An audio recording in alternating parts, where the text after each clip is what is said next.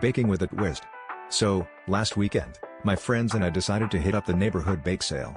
It was one of those quaint little events that our community is known for, with tables lined up in the park, each covered in checkered tablecloths and groaning under the weight of homemade cookies, breads, and pies. Carol, a sweet old lady who everyone adored, was there with her famous pies. She had this mysterious reputation for making the best pies anyone had ever tasted, and that day was no different. Her table had a line that rivaled a Black Friday sale at a department store. I managed to snag the last slice of her apple pie, and let me tell you, it was heavenly. As I devoured the pie, I noticed something odd happening. People began whispering and pointing at Carol's table, where she stood, beaming with pride.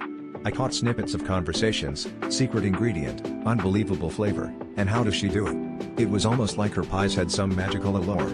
Intrigued, I asked Carol what her secret was.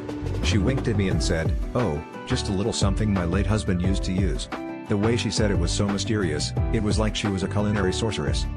The bake sale ended, and as we packed up, someone from the organizing committee approached Carol, looking rather concerned. Turns out, they had received a tip-off about some unusual ingredients being used.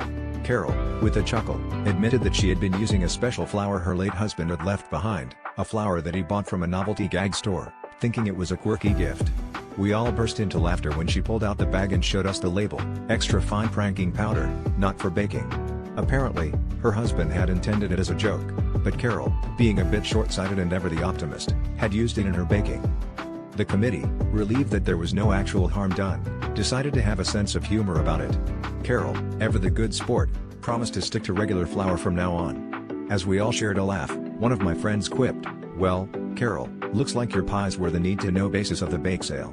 And with that pun, we all realized that sometimes, the best recipes come with a dash of humor and a pinch of the unexpected.